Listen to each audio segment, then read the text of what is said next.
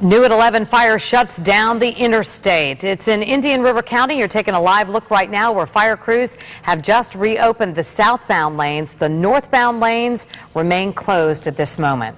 And all of this caused today by smoke from a wildfire. Good evening, I'm Kelly Dunn. And I'm Michael Williams. It's just one of the many fires fueled as a result of our ongoing drought. Tonight, the wildfire close to being contained, but not before charring hundreds of acres of land on both sides of I-95, just north of State Road 60 in Vero Beach. News Channel 5 has team coverage of this developing situation, and we begin with Carolyn Schofield with the latest on the fire. Carolyn? Well, Kelly and Michael, there is still a roadblock here at State Road 60 where all the traffic headed northbound on 95 is being forced to get off the road. The southbound lanes have reopened. Now, the good news for people living here in Vero Beach, the smoke is blowing away from them, but it's still causing plenty of headaches for the people living in this city and for the firefighters trying to put out this blaze. Smoke billowed above the interstate and choked the north and southbound lanes. Crews quickly closed I-95 this afternoon. First the northbound side because of this growing brush fire, and then because of a deadly crash in the southbound lanes. By the time crews cleared the accident scene, the smoke blocked both sides of the road. You can probably only see 300 feet in front of you, and fire crews are actually working off the side of the roads, and it's very difficult to see them working. The Division of Forestry assisted Indian River County Fire Rescue in surrounding the blaze, and Forestry's helicopter dropped water from above. There are no homes or buildings in this area that were threatened. The water drops were more for the crews battling the blaze. Shifting winds whipped up these flames, and Monday's brush fire in Hamilton County that left 2 forest rangers dead is still on everyone's mind here. We have big supervisors out here on this fire, and they're all reminding us safety first. That's the most important thing, is your life. Safety first. Crews now have the fire mostly contained, but not before it charred 365 acres. And it will still be smoldering, even as traffic on I-95 gets up to speed again.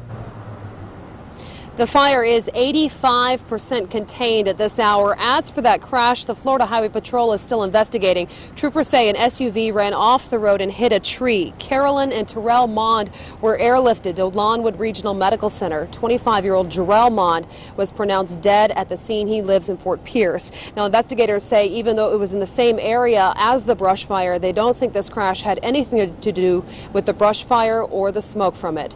Reporting live in Vero Beach, Carolyn Schofield, WPTV News Channel 5.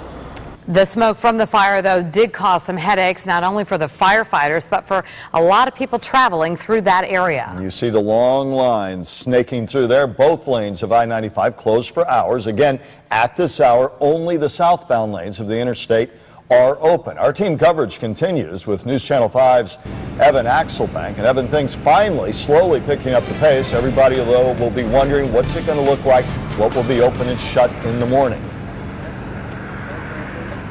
Southbound lanes have reopened, but the northbound lanes have not, is because the northbound lanes are closer to where the fire is burning. I'm told that that fire is burning right up against the eastern side of I-95. So take a look here. This is the proof that the northbound lanes are still closed. You can see here at the intersection of State Road 60 and I-95, police officers have set up a roadblock to make sure that nobody makes a mistake and gets on the highway accidentally. The good news for drivers right now is that the delays on 95, even though it's blocked off here at State Road 60, are not bad at all heading northbound. The big problem is that drivers have to find their way around the roadblock.